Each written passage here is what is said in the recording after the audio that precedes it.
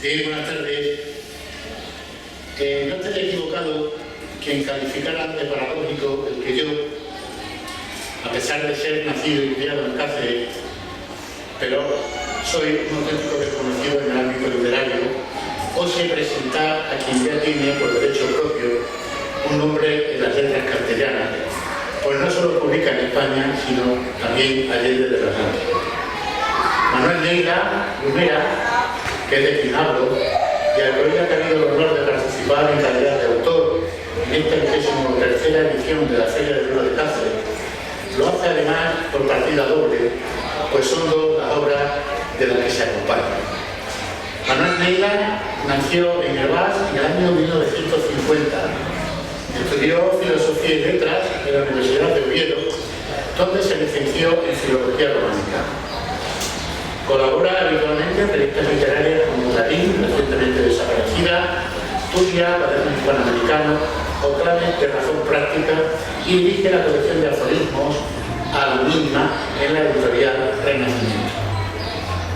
Reunió sus primeros libros de poemas en el volumen Huésped de la Vida, año 2005, y lo seleccionó en el Camino Original, Antología Poética 1980-2012. Ese se publicó en 2014. A lo que añadió después los volúmenes Sendas de Vaso en 2018 y Fuentes de la Edad en 2021. Interesado en la forma breve de expresión, ha publicado varios libros de aforismos: Pensamientos de Intemperie, Pensamientos desmandados, El juego del hombre y Palabras en curso. Ha coordinado además dos antologías: Aforismos Cortante y Sonante y, bajo el signo de la tenía, 10 aforistas de oro. Entre sus últimas publicaciones cabe destacar el volumen fragmentario Clima de Riesgo, los libros de ensayo de escritores y sus máscaras, La levedad y la gracia, Cristóbal Serra en su laberinto y Rendición de él. Manuel Neila ha cumplido recientemente 73 años, una edad alta en la que muchos escritores o no buscan un refugio ante el hartazgo de comprobar que el humano no tiene remedio. A los 73 años de Manuel aún le quedan tiros por tierra. Puede que el mundo no le guste, pero lo disimula muy bien. Y es tan así que ahora que pudiera parecer que está en proceso de concluir su obra literaria, aún continúa escribiendo la palabra y el pensamiento para ofrecernos su jugo, su néctar, su esencia, y todavía le quedan fuerzas para cumplir con el compromiso ciudadano que le ha llevado a aceptar la cabeza de lista del PSOE de Morata de Tajuña, su lugar de residencia, a las próximas elecciones municipales. Ya veremos qué hacer luego los políticos con el voto de los ciudadanos. He dicho anteriormente que la participación de Manuel en esta feria lo era por partida doble. Y eso es así, porque hasta aquí he llegado para presentarles a ustedes, de una parte, el libro titulado La memoria herida, y de la que se encargará el soneto, y de otra parte su obra Volver a Montaigne, otro ensayo que intentaremos hacerlo a la luna. Así pues, si ustedes no tienen inconveniente, dejo la palabra a Manuel para que nos hable de la memoria herida, y luego la retomo yo para introducirnos en Volver a Montaigne y otros ensayos. Así que, Manuel, cuando usted quiera. Muy bien. De la memoria herida. Gracias, José María. Buen amigo, son palabras de un amigo, por tanto así las recibo. Esos elogios inmerecidos en parte, pero agradecidos de todo corazón. Bueno, se me conoce como poeta y ensayista, además de editor en distintos géneros y de director de la colección de aforismos La Misma. Pero lo que hoy presentamos es mi faceta ensayística. En otra ocasión ya nuestro amigo Álvaro Valverde me presentó El Camino Original, una antología de poesía, pero en este momento vamos a dar salida a la obra ensayística, que viene ya desde los años 80 en distintas revistas nacionales y extranjeras.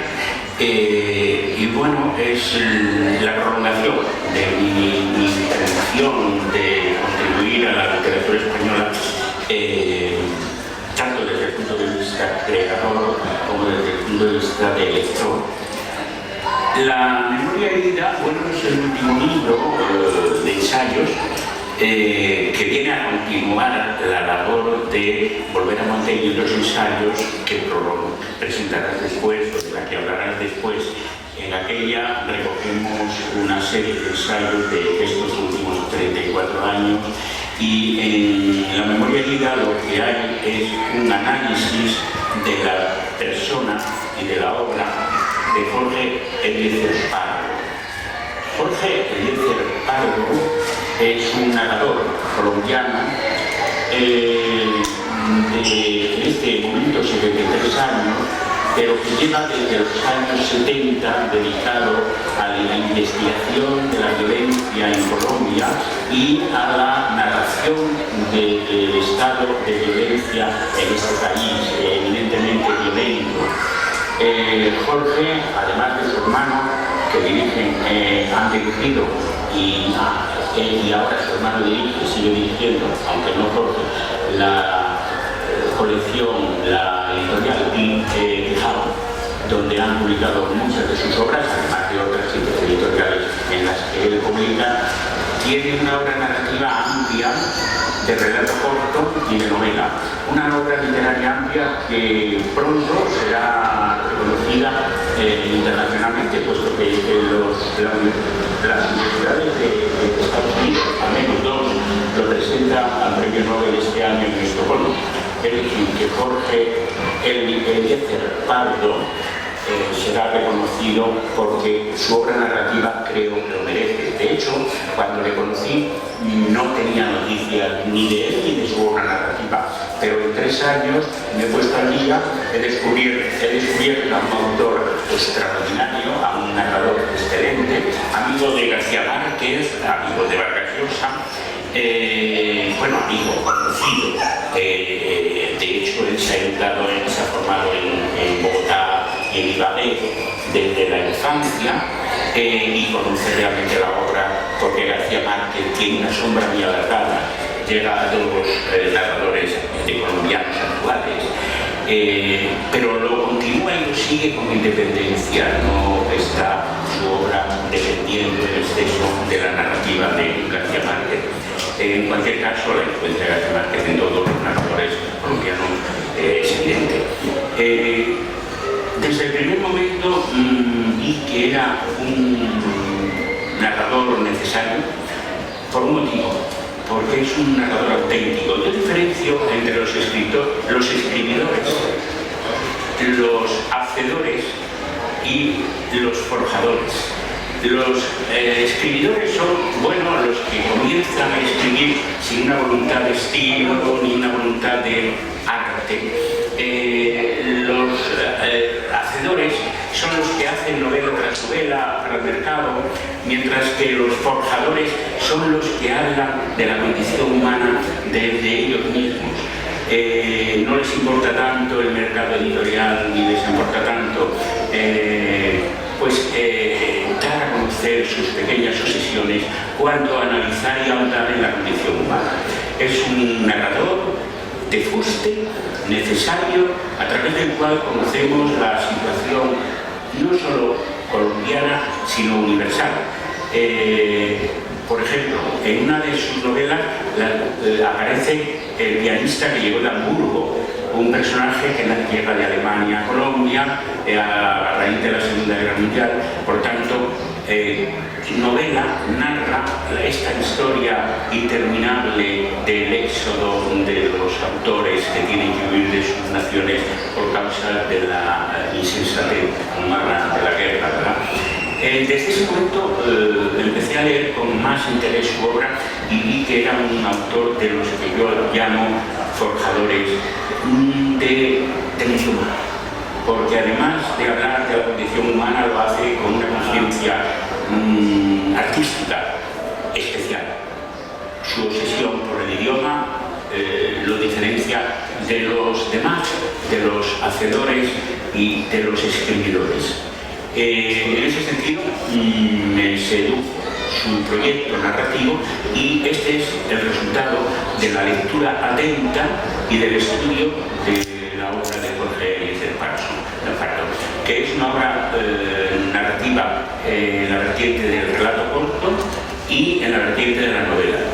El relato corto son una serie de 5 libros de cuentos que ha ido escribiendo a lo largo de los años, desde 1972. Bueno, antes ya había sido premiado en algún premio nacional de Colombia, pero fundamentalmente desde 1972 se convierte en un narrador de relatos auténticos, influido como era inevitable por Borges, por Rulfo, es decir, por los grandes narradores y los grandes cuentistas republicanos. Quiroga, por ejemplo, etcétera, Cortázar también son los de sus referentes. Por tanto, es un buen narrador de cuentos, pero además es un narrador de fuste en el sentido de narrador amplio de novela. Tiene 3 obras que yo considero una especie de tríptico o trilogía del desamparo.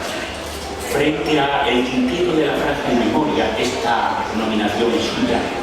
Es un tintero sobre la violencia en Colombia, fundamentalmente de los siglos XIX y XX, y centrada en la Colombia de los años posteriores de los finales años del siglo XX, ¿no? Bueno, ¿tú consideras que este escritor en cuanto al premio Nobel tiene alguna opción? Bueno, a ver, para ser sincero, creo que el premio Nobel tiene una fuerte carga política y no sé en este momento, porque Jorge no es un autor político, no es un autor que tenga un respaldo institucional político detrás. En este momento Colombia está en otras cosas y entonces él ha propuesto por dos universidades americanas que no sé hasta qué punto tienen un peso político en Estocolmo, pero la propuesta está hecha y eso dignifica de alguna manera la obra, aunque no le den el premio. ¿Toca este año escritor sudamericano o si toca este año escritor sudamericano? No he entendido la pregunta. Si toca, que normalmente entiendo. Se reparte, ¿no? Entiendo. Es difícil. Si fuera en España, sí que la alternancia entre escritores hispanoamericanos y españoles. Sí, claro, en Cervantes o el Reina Sofía, también el de poesía, el premio de poesía, sí se ve más claro que hay una cierta alternancia. Pero en Estocolmo no sé hasta qué punto, porque son muchas las naciones que entran. En cualquier caso, estaría bien que se hubiera presentado en Cáceres un libro. Si se le da el premio Nobel, imagínate. Estaría muy bien. Bueno, sobre la vida y obra. Sí, claro. De cualquier manera, ya una iniciativa, creo, en la presencia en Cáceres de una autora que en España todavía no se le conoce. Entonces ya tenemos bastante como ser portavoces o voceros de un autor que realmente es necesario en la literatura. Bueno, pues vamos a abordar en la memoria este momento y cambiamos y comento al público que un amigo común de Manuel y mío, un peculiar cacereño capitalino que ahora vive retirado en Puerto Vallarta, entendió que por nuestros caracteres y formas de mirar la vida debemos conocernos y procuró y consiguió que así fuera. La cafetería del Círculo de Bellas Artes fue el escenario.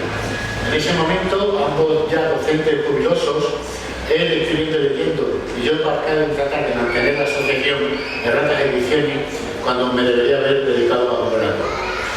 Hablamos y durante una estancia veraniega en Madrid ejercí de corrector de su Volver a Montaigne y otros ensayos. Obra de la que luego tuvo la gentileza de ofrecerme su publicación para España, cosa que hicimos, aunque con defectos de impresión. Tal fueron esos defectos que optamos por no utilizar los ejemplares, ni siquiera para los amigos. Pero como la desgracia nunca viene sola, encargada la reimpresión, resulta que la avería de esta manera encuadernadora ha impedido que hoy dispongamos de ejemplares, no ya para vender, sino para que pudieran echarle siquiera un vistazo. Ya sabemos que el hombre propone y Dios dispone, pero aquí hay poco de hombre y mucho de Dios, pues este también procuró que lo que se iba a celebrar el día 29, primero, el día 30 después, adelantarse al día de hoy, en fin, que no sería de ser que dispusiéramos de lo que. No obstante, y hemos traído ejemplares de estos que tienen ese defecto de impresión, que cuando lo vean tampoco es para alarmar, por si alguno lo quiere, no lo vamos a meter. Se puede leer perfectamente. Bien, pues creo que ya ha llegado el momento en que yo cese con este monólogo que me he marcado y aprovechemos la ocasión de que, aún con la ausencia del libro, hablemos ustedes y yo con el autor de Volver a Montaigne y otros ensayos, que sí que está aquí bien impreso y encuadernado. Y a mí me gustaría empezar, Manuel, comenzar otro por el principio. Leemos al principio del libro la dedicatoria, dice Manuel: a quien le llegue como si se adentrara en un bosque. Sí, para mí la lectura es una aventura, valga esa rima fácil y fea, ¿verdad? Pero leer es adentrarse en el bosque del conocimiento. No es la lectura de entretenimiento mero, sino la lectura de conocimiento, la que a mí me gusta, o lo que le ha gustado a algunos lectores como Steiner o como Borges, que buscan en la literatura una respuesta a lo que son las preguntas fundamentales del hombre, ¿verdad? La condición humana. Y por tanto, al enfrentarte ante un libro, creo que te estás adentrando en una aventura de conocimientos y la tomas así. No una mera distracción, sino una investigación de la condición humana. Muy bien.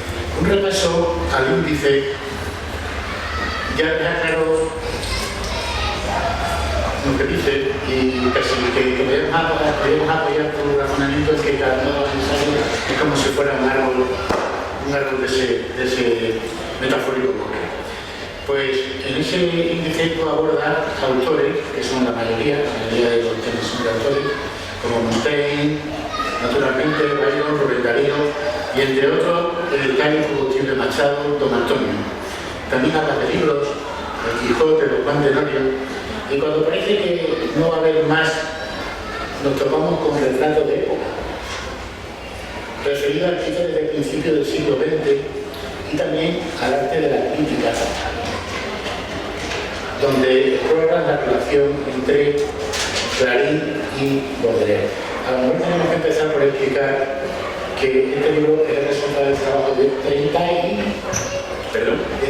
cuántos años. Sí, 34 años. Cubre el... Bueno, es difícil concretar en el sentido siguiente.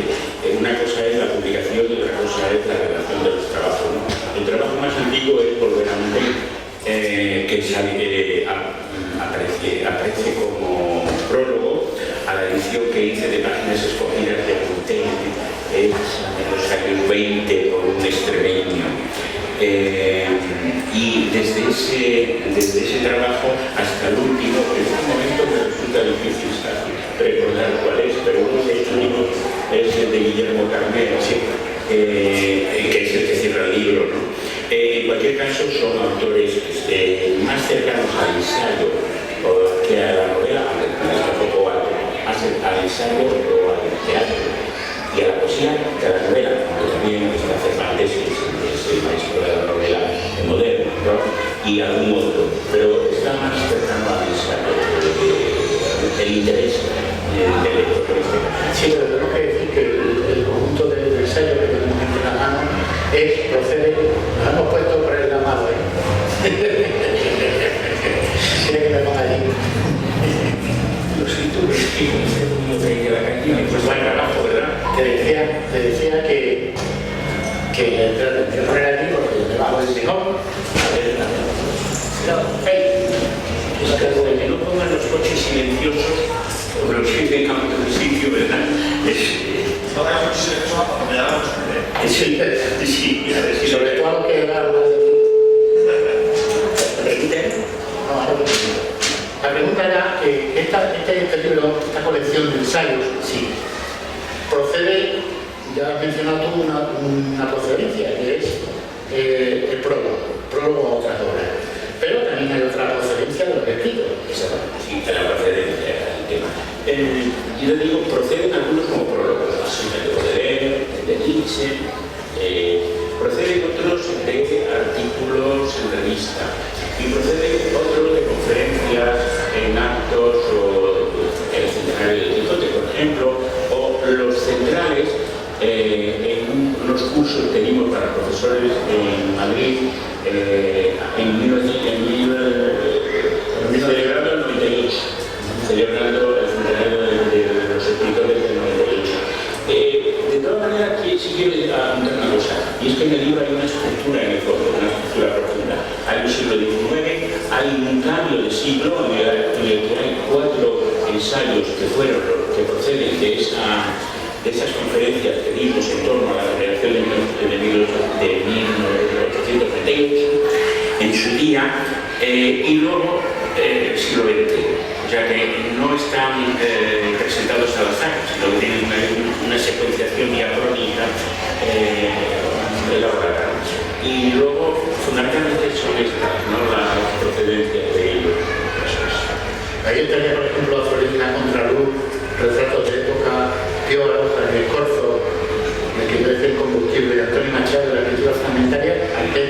Ahí podemos parar, porque los 4 anteriores sí forman una especie de equilibrio de la pobre tarda entre el siglo XIX y el siglo XX, el siglo XVIII. Pero luego ya Antonio Machado, en la escritura fragmentaria, en este caso, es un aspecto de Antonio Machado como prosista y como aforista, es que eso responde a uno de mis intereses, que son la escritura fragmentaria y el aforismo en concreto, ¿no?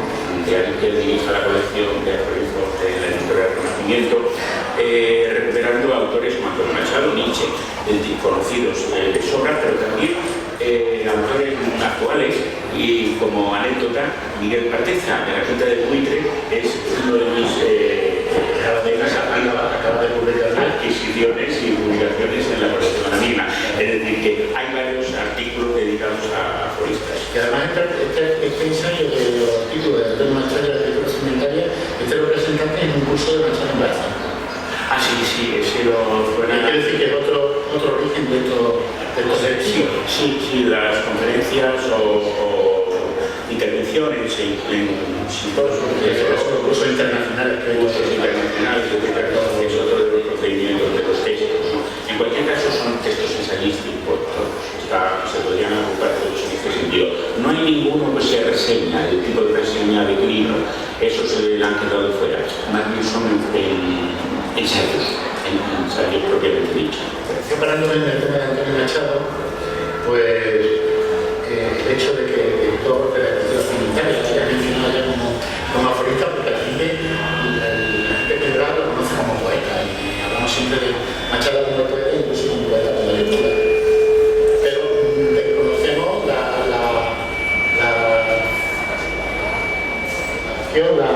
la obra en prosa. Y en prosa de Antonio Machado, que algunos califican como mejor que la poética. Nos falta aquí lo hace. Exactamente, tú eres especialista en Antonio Machado y sabes que Antonio Machado, además de poeta, fundamentalmente poeta, era un prosista excelente y sobre todo una aforista de interés. Su obra, Juan de Melena, es un libro considerado por los críticos y estudiosos de él o de la literatura en general más interesante del siglo XX. Juan de Melena es un libro de sabiduría, no solamente es un libro de investigación o de creación literaria, sino de sabiduría popular, de sabiduría ancestral, y escrito con una gran destreza literaria. Juan de Melena es uno de los referentes de cualquier escritor fragmentario, de cualquier aforista. Y descubriendo más facetas, tenemos también la obra en prosa, que yo creo que fue la primera que hizo de Federico García Lorca, Impresiones y paisajes. Sí, Impresiones y paisajes. Otro poeta que también... Es que creemos que el poeta solamente escribe verso. Claro, eso es lo que yo me refiero. Y no, hay los que estás sacando... Mejor es que verdad que este se me cae de contigo. Que estás sacando a la luz, estamos mostrando al público facetas de escritores que el gran público desconoce. Claro.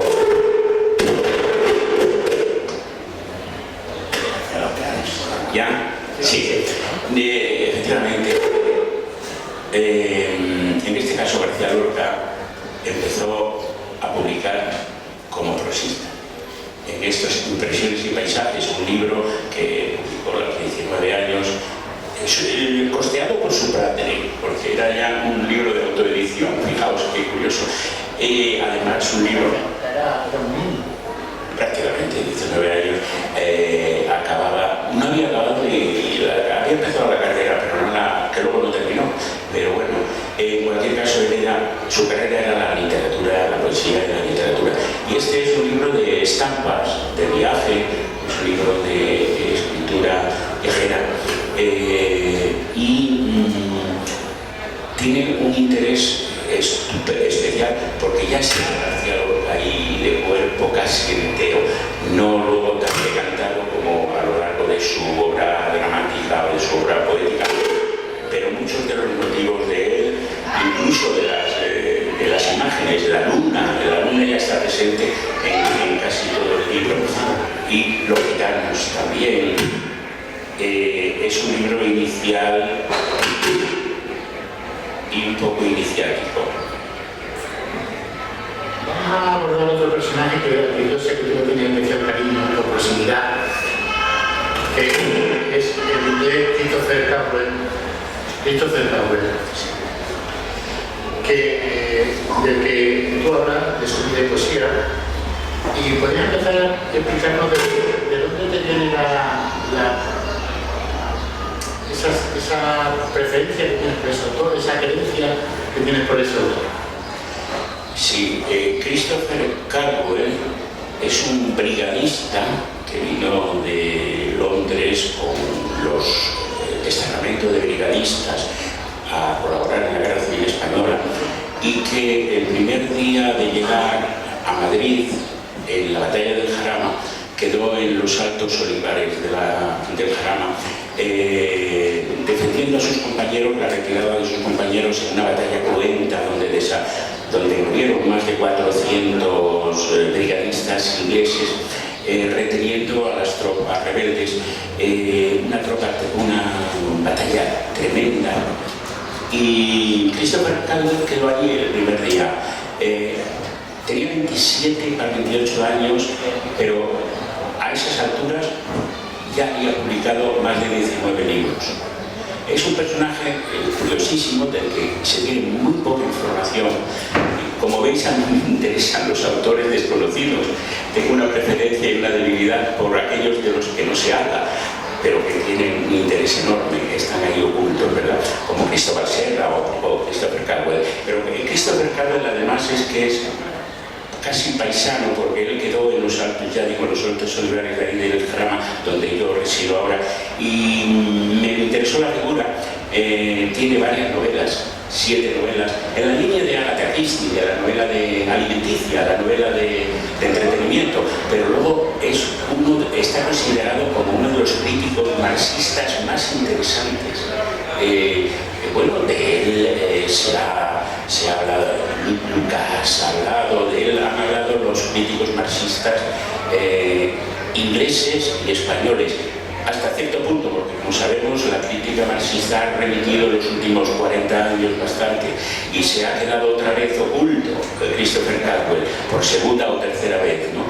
Me interesó rescatar esta figura, que como poeta le hemos publicado un libro, poemas, los libros que su hermano se encargó de publicar inmediatamente después de su muerte en febrero del 37 en Madrid. Y además estamos intentando recuperar una novela suya y un libro de ensayos, porque tiene unos ensayos sobre la crisis de la cultura burguesa que todavía hoy sirve para explicar todo el siglo XX. Yo creo que es injustamente desconocido Christopher Cowell, y vamos a intentar que no lo sea para todos. El que quiera acercarse pues a él seguro que va a encontrar motivos de interés, porque los tiene. Era lector de Freud, era lector de Lorenz, era lector en su época ya de Marx, conocedor de Marx, y todo ello lo tiene en una serie 2 o 3 libritos. Incluso desde Estados Unidos, que se le ha intentado recuperar, hablan de que era un experto en lo que hoy podríamos denominar como física ecológica. Es decir, que todo ello además abogado con la siguiente cuestión, que era autodidacta.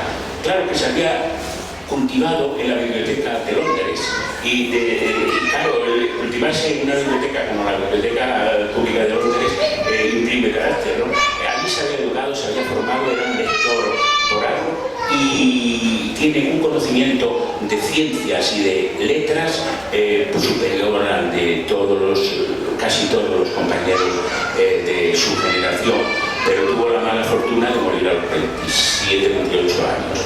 Y dejar una obra, por desgracia, trunca, aunque sirve para, a partir de ella, continuar estudios interesantes. Ya digo, puede ser un precursor de la física ecológica que hoy está trabajándose en Estados Unidos. He visto que tiene uno de los ensayos más extensos, que es de otro personaje, que también ahora se está recuperando, que es Manuel Chávez. Chávez Nogales, sí. Te estás convirtiendo en un precursor de un premonitorio, ¿eh? Me acabo de dar cuenta. No. De Chávez Nogales ya sabía que se estaba convirtiendo, que era uno de nuestros mejores periodistas de los años 20, la generación del 27. Y la generación del 27, como sabemos hoy, la del 98, 14 y 27, esas 3 generaciones son el tronco de la literatura española moderna. Algunos pensamos que posteriormente la literatura no raya tanta altura como la tuvo en esas generaciones. Generación del 98, 14, 27, desde Antonio Machado o Unamuno hasta generación del 27, Rafael Alberti y Luis Cernuda, es la culminación, la edad de plata de la literatura española, y difícilmente hay personajes que alcancen la altura, tanto en la poesía como en el ensayo o la novela, de estos precedentes nuestros. En cualquier caso, Chávez Nogales, dentro del periodismo, es uno de los periodistas más interesantes, es uno de los periodistas más abarcador. Terminó en Londres también a consecuencia de la Guerra Civil Española, que fue, como todos sabemos, un acontecimiento desastroso para la cultura de nuestra España, ¿no? Y Chávez Nogales era, dentro del ámbito del periodismo, un periodista creador. Creaba revistas, las revistas de moda, era un crítico de la sociedad de su época, muy agudo. Pero no es un descubrimiento mío, porque Chávez Nogales ya estaba descubierto cuando yo llegué a él y estaba publicándose sobre todo en la editorial Renacimiento de Sevilla, que mi amigo Abelardo Linares lleva con una mano estupenda, y ahora está en Argentina, por cierto, sigue investigando. Detrás de la literatura también hay personajes como Abelardo Linares, editores que se ocupan de que la literatura no muera, de que la literatura continúe viva, ¿verdad? Pues él, Abelardo, ya había dado cabida a Chávez Nogales en su editorial, y de ahí mi conocimiento. Uno de sus libros, A Sangre y Fuego, es uno de los libros más importantes de la Guerra Civil Española. Bueno, hay otros muchos y posteriores también se ha tratado esto con mucho éxito, pero el de Chávez Nogales, A Sangre y Fuego, está considerado uno de los referentes en cuanto al tema de la Guerra Civil Española, ¿no? Y Abelardo fue uno de los que en su editorial incorporó la obra de que por cierto es sevillano. Claro, es normal que Abelardo, sevillano también, en su editorial sevillana, pues llega a conocer a Chávez Nogales, que por desgracia ya digo murió en Londres, y ahí en Londres está enterrado. Sí, pero lo que yo me refería era que es normal que tú conozcas a Chávez Nogales, que conozcas todo a través del Renacimiento, al fin y al cabo colaborar con ellos, pero yo me refería al gran público, entre ellos yo, que conocía la sentencia de este hombre. Sí, perdón, es que quizá había que añadir ahí una cosita, y es que el periodismo no ha estado considerado hasta hace muy poco como dentro de la literatura, era una cosa como otra cosa, ¿no? Que estaba la literatura y el periodismo, pero es que el periodismo... ¿Qué ha parecido todo con Alcántara?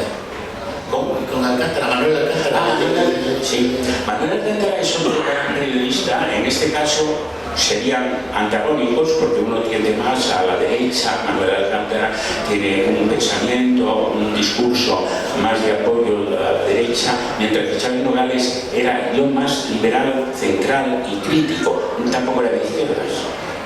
Si utilizamos estos términos tan hoy inservibles, ¿no? Porque hoy es más compleja la situación, pero en cualquier caso Alcántara sí es un autor que está identificado con la derecha ideológica, mientras que Chávez era un liberal del tipo Ortega y Gasset. De otra manera no coincidía con su verdad. No, Alcántara era joven, no mucho más, no mucho más. Creo que se separan 15, 20 años, una buena generación. Bueno, esto me lleva a preguntarte, vamos a hacer ya un cambio de si te conocemos más como autor, pero vamos a una pregunta grandera que decía un amigo mío. ¿Qué hay de docente, qué hay de docencia, del docente que tú eres en la obra que hoy presento? Buena pregunta. Algunos hablan... Gracias. Una pregunta, pero muy difícil. Cuando se dice buena pregunta es porque uno difícilmente tiene la respuesta exacta, ¿no? Pero sí que me la he planteado. Hay alguien que dice que solamente respondo a las preguntas que previamente me he planteado, porque de las demás no sé nada. Entonces, esa pregunta sí me la he planteado. No solo yo. Acaba de salir un libro de un profesor de la Academia Francesa que se llama La posliteratura. Estamos en un momento el poshumanismo, la posliteratura, la posmodernidad. Y este autor dice, hoy la literatura está muerta, hoy no imprime, no dirige, no orienta. Antonio Machado, Unamuno, Lorca, eran personajes a los que el público seguía, de los que el público se alimentaba ideológicamente, críticamente, estéticamente, pero hoy realmente, en realidad, perdonad que iba a caer en la falta de prima fácil, hoy en realidad los lectores no buscan aprender, ni seguir, ni enterarse, ni informarse en general. Hoy buscamos entretenernos, hoy buscamos libros chuches, libros de entretenimiento, libros para ir en el metro pasando el tiempo. Hoy necesitamos humildad para saber aprender de los que realmente enseñan. Y haciendo un análisis de los autores que yo refiero en el libro veréis que todos ellos tienen algo que enseñarnos. Creo que nos falta humildad para saber aprender, pero a todos. Y sobre todo a los jóvenes, a los que no les hemos enseñado a ser humildes, a ser discípulos, porque para ser maestro hay que empezar por saber ser discípulo, y eso es lo que hemos olvidado hoy. Y en ese sentido, en este libro hay un ramalazo de mi profesión docente, ¿no? Claro, a eso me refería. Los autores te enseñan, pero nos falta el vínculo entre los autores y nosotros, los lectores. Y ahí es donde es tu papel, en ese sentido, de mostrarnos de una manera como debe ser la cosa, bien hecha, de una manera coherente, secuenciada, ponernos en nuestra mano una serie de autores que han marcado nuestra literatura y de la que tenemos que aprender. Luego después nos entrarán ganas de leer una cosa o nos entrarán ganas de leer otra, pero en fin, eso es a lo que yo me estaba refiriendo. ¿Tú eres poeta? Creo que sí. Aprendí de poeta. ¿No has escrito novela? Creo que no. Creo que no, porque tengo algunos apuntes, pero me da mucho miedo, porque no soy narrador nato, soy de origen. Pero no será también porque te puede un poco la ambición literaria, que no quieras caer en esa literatura de entretenimiento. No, creo que no es ambición, porque hoy sabemos que cuando uno tiene... Llama la aspiración. Cuando uno tiene esas aspiraciones de éxito, empieza ya a cosechar el fracaso, porque en realidad acabábamos de decir que hoy la literatura no sirve, no orienta, no sirve, no enseña. Entonces, el éxito sería pues económico o de prestigio mediático, y realmente ese es otro camino. No, pero no me he entendido la pregunta. Cuando yo hablo de ambición me refiero a que ibas para vender mucho. Ya. refiero a que escribas literariamente. Escribir, por eso, que la gente diga, esto es un escritor pues, literario, no un escritor de bestseller que pueda huir bastante de lo que es la literatura, también podemos entender, ¿no? Mira, García Márquez decía, yo escribo para que me quieran más. Yo en ese sentido escribo para entender y entender a los demás mejor. Nada más que para eso. ¿Y tú consideras que escribir y no publicar es un fracaso? No, eso lo hizo Kafka. Franz Kafka escribió y quiso quemar todo lo que había escrito, unos pequeños relatos, y porque, como Jorge Eliezer Pardo, del que hemos hablado antes, el escritor cuyo objetivo principal es el conocimiento de sí mismo y de los demás, no se preocupa de la venta. Luego veremos en Novela firmar 2 ejemplares, pero es una tranquilidad.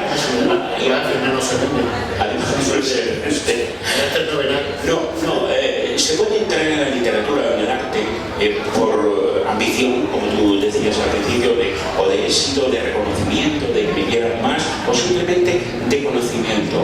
Para mí el arte y la literatura es un camino de conocimiento, es ese camino de gozo del que habla en la cita inicial. ¿Tú dirías que escribir es una vocación? ¿Perdón? Escribir. Si escribir es una vocación o una necesidad en un momento determinado. Es una necesidad. Decía Ernesto Sábato, escribe cuando no podas más. Escribe cuando no podas más. Y realmente esa es la vocación. Llámalo vocación. Yo digo necesidad. Sí, pero también Ortega y Gasset hablaba de que el destino no solamente es la vocación y la voluntad, y es otra serie de cosas, es la ambición de conocimiento. Entonces hay varios factores, no solamente la vocación en sí. No la entiendo, es más complicada, es lo que acabamos de decir. He leído que escribir es hermoso, pero también arriesgado. Sí. ¿Tú te arriesgas en la escritura? Sí. ¿O te autocensuras? No. Vamos a ver. Escribir es arriesgado porque es un striptease de tu alma, es un striptease, y sobre todo de la poesía. La poesía, el escritor se desnuda, el escritor y los malos escritores, yo no sé cómo no tienen miedo de desnudarse, porque son los que más se desnudan. El escritor cauto, el escritor que busca el conocimiento, no cae en esas ingenuidades que caen los escritores falsos, ¿no? Que se desnudan de una manera, desnudan sus precariedades, que todos somos precarios, pero ya las ponen al descubierto enseguida. El escritor que busca el conocimiento sabe que no debe caer en eso, no debe caer en desnudarse fácilmente, porque todos somos precarios, pero bueno, se da por supuesto, pero no es el objetivo. Si el objetivo es saber o entender el origen de esa precariedad, la consecuencia, la finalidad de esa precariedad, ¿no? Una cosa que yo creo que ya con esto podemos terminar, una cosa que interesa mucho en el tema en cuanto a la presentación y una vez que se habla del libro, es la intimidad del escritor como escritor. Es decir, sus hábitos de escritura. Escribes todos los días, escribes de noche, madrugas. ¿Cuáles son tus... Bueno, ahora ya es distinto porque ya claro, ya está manías. Tus manías como escritor. Depende de los momentos, depende de lo que esté haciendo.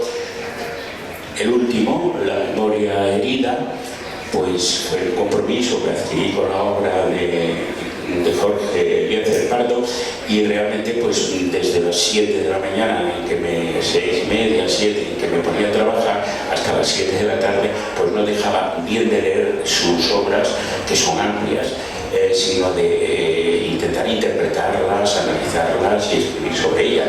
Entonces me pasé año y medio unas jornadas maratonianas de escritura y lectura, porque no solamente de la obra de él, sino de la obra de críticos, de estudiosos que han tratado a Jorge, que tiene ya una En ese momento, en ese año y medio, pues el hábito era la costumbre de todos los días pasar 6, 7, 8, 9 horas leyendo y escribiendo. La poesía es otro cantar. La poesía solamente se escribe cuando uno tiene dentro un volcán. Se canta lo que se pierde. Claro, cuando tiene dentro un volcán que quiere salir. Y en cualquier caso, ya decía Becker que las emociones hay que expresarlas, aunque sea poéticamente, pero en frío. Es decir, que la poesía se escribe de otra manera. De una manera se escribe la novela y de otra el ensayo, de otra la poesía. Decía Juan Cueto, un crítico de cine, que la novela se escribe con el culo, con el culo. Y tenía razón, porque la novela se escribe sentándote todos los días y escribiendo 6, 7, 8 horas. Realmente se escribe así, sentado. Pero sin embargo, Claudio Rodríguez, el enorme poeta, además muy escasito de obra, pero intensísimo. Claudio Rodríguez escribía paseando. Sus poemas muchos los memorizaba según paseaba por su Zamora o por su Madrid, y es uno de los poetas más intensos de la poesía española del siglo XX. Bueno, pues San Juan de la Cruz, cuando escribió sus versos, San Juan de la Cruz, cuando tenía ese volcán interior que tenía que darle salida, ¿no? Eso no se puede hacer mediante una costumbre como el ensayo de Jorge Eliezer, o como una obra de teatro que surge cuando hay una circunstancia que uno quiere explicarse y tiene que encontrar los motivos de la explicación de esas situaciones, ¿no? Cada obra, cada género tiene su ritmo, tiene su forma y tiene su manía de explicar. Pues muy bien, solamente si alguien quiere hacer alguna pregunta, porque yo creo que llevamos por ahora salir del público. Mientras la piensan, yo sí quería decir, para terminar, que tanto Volver a Montaigne como La memoria herida se han publicado en España y en Colombia en ediciones distintas. Se han copublicado en los dos países. Hemos traído, evidentemente, como no podía ser de otra manera, las ediciones españolas. La edición de La memoria herida es de Polibea, una editorial de Madrid, que lleva Juanjo muy acertadamente, y la Volver a Montaigne y otros ensayos, Errata Ediciones, que pilota José María, nuestro conversador. Bien, pues si no hay ninguna pregunta, no puedo finalizar la presentación.